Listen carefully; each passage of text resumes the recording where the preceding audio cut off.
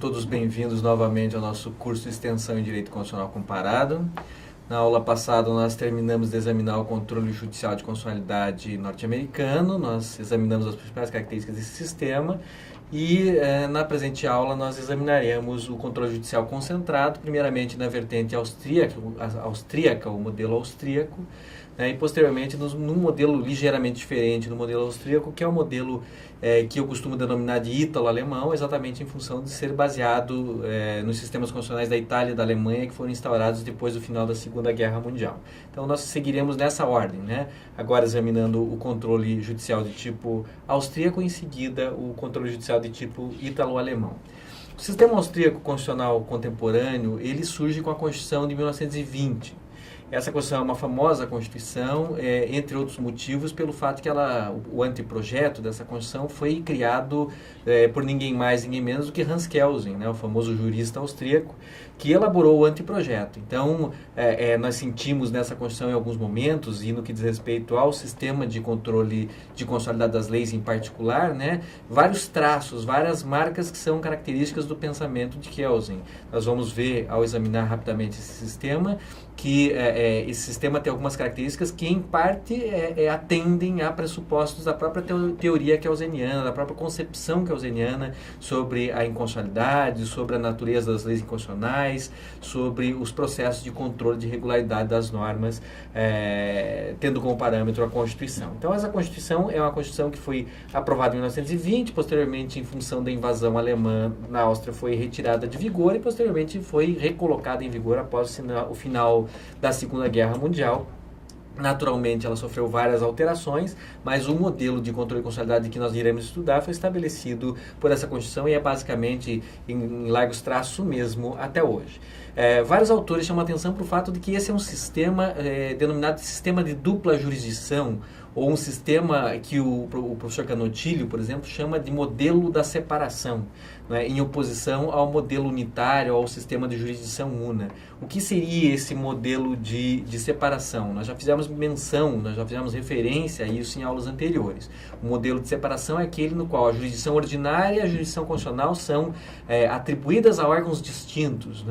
Existem, em ambos os sistemas, o controle é feito por órgãos do Poder Judiciário, mas nos sistemas de jurisdição dúplice, os órgãos jurisdicionais ordinários de primeiro, segundo e terceiro grau não exercem qualquer competência em matéria de controle de constitucionalidade.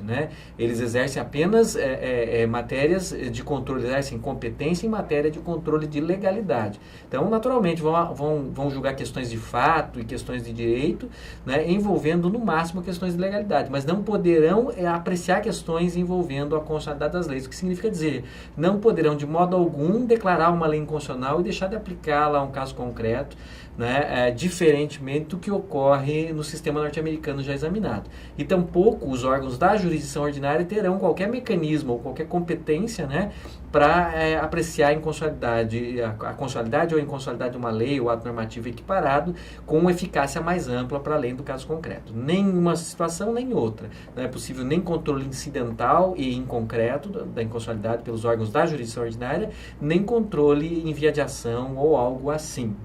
Existe um órgão especializado, separado, que também é órgão do Poder Judiciário, mas que não é um órgão da jurisdição ordinária. É um órgão especializado em função da matéria, que exerce apenas competência jurisdicional em matéria constitucional e que monopoliza essa jurisdição constitucional. Esse órgão normalmente é chamado de Corte Constitucional ou Tribunal Constitucional e apenas ele pode julgar questões de constitucionalidade. Então é esse modelo que vai influenciar vários sistemas constitucionais na Europa e em outros continentes posteriormente, que é criado aqui por Hans Kelsen, que conhecia já o sistema norte-americano. Nós temos que observar, o sistema norte-americano é mais de 100 anos mais antigo do que esse sistema aqui criado, mas que até mesmo por saber das peculiaridades do sistema norte-americano em comparação com os sistemas jurídicos europeus, criou um sistema bastante distinto. Então, em parte, parece que Kelsen criou esse sistema para ser compatível com as suas concepções teóricas, mas em parte também em função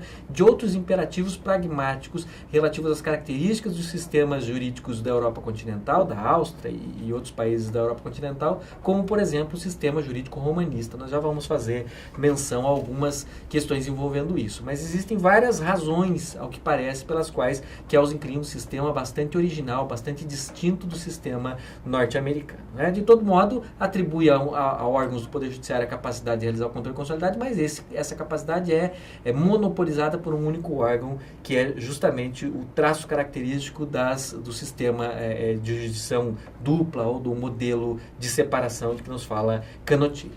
No caso específico do sistema constitucional austríaco, o nome desse órgão é Corte Constitucional, em alemão Verfassungsgerichtshof. Né? Verfassung é Constituição, Gerichtshof é tribunal, ou corte. Gericht normalmente é tribunal, Gerichtshof é corte. Então, Corte Constitucional, Verfassungsgerichtshof, é um órgão composto por 20 juízes, né? Sendo que apenas 14 exercem efetivamente as funções, 6 deles são suplentes para situações de impedimento, né? Para substituir os demais em situações de impedimento. Então, são 14 juízes que exercem efetivamente a jurisdição junto à Corte Constitucional Austríaca, né? Que são nomeados por um processo complexo, né? Em que interage tanto o Poder Legislativo quanto o Poder Executivo. É um processo de indicação ou nomeação de juízes distinto do processo norte-americano, distinto do processo brasileiro. No Brasil, assim como nos Estados Unidos, nós temos aquele sistema no qual o presidente da República nomeia e o Senado aprova. Aqui se trata normalmente, nos tribunais constitucionais e cortes constitucionais europeus, de um processo ligeiramente diferente, um processo no qual uma parte dos ministros é nomeado pelo Legislativo, uma parte pelo Executivo, ou variantes disso. Né? Nós temos então um sistema desse gênero aqui no que diz respeito à Corte Constitucional Austríaca. Essa corte, composta então por esses 14 juízes titulares e pelos 6 suplentes, um total de 20 juízes, portanto, escolhidos pelos 2 poderes, legislativo e executivo, eles são nomeados e exercem os seus cargos na Corte Constitucional vitaliciamente. Mas essa vitalicidade não é semelhante à vitalicidade da Suprema Corte Norte-Americana, que nós já vimos que não tem limite de idade, ou seja, enquanto o ministro, naquele caso, puder exercer as funções, né? Só se encerra mesmo por incapacidade ou por morte, fatos desse gênero. Aqui não. Aqui existe uma idade máxima, mais ou menos nos termos do que acontece no Brasil. Né? Na Áustria, a idade máxima, né, a aposentadoria compulsória dos magistrados da Corte Constitucional se dá aos 70 anos. No Brasil, dos ministros do nosso Supremo Tribunal Federal, aos 75. Até recentemente era também aos 70 anos. Então, é uma vitaliciedade abreviada, uma vitaliciedade que tem um limite de idade a partir do qual o juiz não exerce mais as suas funções. Agora, feitas essas primeiras explicações sobre o sistema, cabe explicar mais ou menos como é que se dá a operação e quais são as características fundamentais do sistema constitucional ou do sistema de controle de constitucionalidade austríaco. Né? Primeiramente, a observação. Do modo como esse sistema foi concebido originalmente por Kelsen e no anteprojeto que acabou sendo aprovado e veio a se tornar a Constituição Austríaca de 1920, a primeira característica é a já mencionada, um único órgão, não é, a parte do Poder Judiciário, um órgão que não se confunde com uma Suprema Corte, porque não é um órgão recursal, é uma jurisdição paralela à jurisdição ordinária, monopoliza a jurisdição constitucional no que diz respeito ao controle de normas. E o modo de acessar esse órgão, que nós já sabemos que é a Corte Constitucional, é principalmente concebido aqui nesse sistema de controle concentrado, chama-se exatamente sistema de controle concentrado em função desse monopólio em um único tribunal, diferentemente do sistema norte-americano difuso em que não há esse monopólio. O modo de acesso a esse tribunal, a Corte Constitucional Austríaca nesse caso, foi previsto como sendo prioritariamente uma ação direta de inconstitucionalidade. Ou seja, é um sistema no qual alguns entes governamentais, como o governo federal ou outros entes eventualmente, têm a capacidade de ingressar com uma ação direta, diretamente na Corte Constitucional, cujo único objetivo é aferir a constitucionalidade ou inconstitucionalidade de uma lei ou ato equiparado a uma lei ou algum outro ato normativo que também seja passível de ser objeto desse controle de constitucionalidade. Esse controle é feito, como nós sabemos, em abstrato ou em tese, ou seja, independe de qualquer lide ou de qualquer situação concreta. Né? A legislação ela precisa estar pronta e acabada, é um traço dos sistemas de controle judicial serem repressivos públicos ou posteriores, como nós já mencionamos, né? Mas a legislação sequer precisa estar em vigor na maior parte dos sistemas. A legislação pode estar em vacatio legis, por exemplo, e ainda assim é possível que seja objeto, não é, de uma ação direta em constitucionalidade. Então, esse sistema de controle de constitucionalidade austríaco, ele é concebido exatamente para funcionar por meio dessas ações diretas de inconstitucionalidade, né, que são propostas por legitimados especiais, arrolados na legislação, normalmente órgãos governamentais, que ingressam diretamente com a ação no tribunal ou na Corte Constitucional. No caso austríaco, nós já vimos que a denominação é Corte Constitucional. Ações essas que têm um único objetivo, independentemente de qualquer situação concreta ou de qualquer lide específica, não é? A legislação precisa estar acabada, pronta. O processo legislativo tem que ter sido finalizado, não é? Normalmente o controle judicial é repressivo, então ele não cabe, em geral, contra atos legislativos ainda em formação. Os atos têm que estar acabados, mas sequer precisam estar em vigor. Muitas vezes é possível que uma legislação esteja em vacatio legis e ainda assim possa ser objeto desse controle. Esse controle é pensado aqui nesse sistema para ser feito principalmente por esse mecanismo, né? Uma ação direta proposta por legitimados especiais diretamente na Corte Constitucional, né? Cujo objetivo é restrito a essa aferição de compatibilidade ou incompatibilidade formal ou substancial para com a Constituição.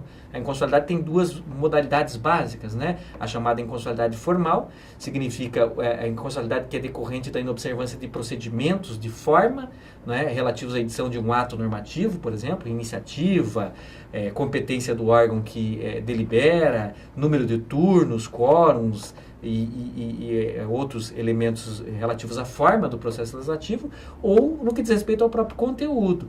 Ou seja, se trata daquela inconstitucionalidade em que não há nenhum defeito de forma, embora possa não haver nenhum defeito de forma na edição do ato normativo, existe uma incompatibilidade substancial no que diz respeito ao seu conteúdo para com a Constituição. É o caso clássico em que a legislação estabelece uma pena, por exemplo, uma pena que a Constituição proíbe, ou algo do gênero. Nesses casos, embora possa não haver nenhuma inconstitucionalidade do ponto de vista formal, a lei possa ser perfeitamente válida desse ponto de vista, do ponto de vista substantivo, ela pode ser considerada inválida por ser inconstitucional. Então, aqui, ambas as modalidades de inconstitucionalidade, naturalmente, pode ser objeto de controle, né? E esse controle é feito por essas ações diretas. E uma vez declarada inconstitucional ou julgada inconstitucional a lei pela Corte Constitucional Austríaca, essa decisão feita por esse órgão especial e um processo especial de controle abstrato ou controle em tese de constitucionalidade, em via de ação, essa decisão tem eficácia geral. Significa o que alguns chamam de eficácia de lei ou força de lei, né? É como o efeito prático é muito amplo. Ele não atinge apenas as partes do processo, até porque aqui, se tratando de controle abstrato, não existem partes em sentido próprio, como nós já referimos, não há propriamente uma lide, né? Existem partes de um ponto de vista formal, o proponente, eventualmente alguma autoridade que intervenha na defesa do ato, normalmente as autoridades que são responsáveis pela edição do ato, mas enfim, nesse caso aqui, se tratando de um processo de natureza especial, né, com esse objetivo precípio ou exclusivo de controle de constitucionalidade, a decisão tem a mesma amplitude que o seu objeto de controle, ou seja, normalmente, como a lei tem eficácia geral e abstrata, a decisão também vai ter essa eficácia equiparada à da lei. E, portanto, uma vez que a Corte Constitucional Austríaca declara uma lei inconstitucional, ou julga uma lei inconstitucional, eu já vou explicar porque eu estou preferindo usar a expressão julga, a expressão declara, a lei perde a sua força normativa, a lei deixa de vigorar em todo o sistema jurídico, né? Não apenas para as partes formais do processo, mas para todas as pessoas, órgãos públicos ou mesmo particulares, para aqueles que sabiam da existência do processo e mesmo para aqueles que não sabiam, ou seja, é uma decisão dotada de eficácia geral e não uma decisão restrita às partes. Então, essa é uma grande inovação do sistema de controle de constitucionalidade promovida pela Constituição Austríaca em 1920. O controle em via de ações diretas, cujas decisões têm essa eficácia ampla, que resolvem de uma vez por todas em todo o sistema jurídico o problema de inconstitucionalidade, né? Por que é que se adota esse sistema aqui dentro da matriz constitucional austríaca, ou dentro do sistema constitucional austríaco, melhor dizendo?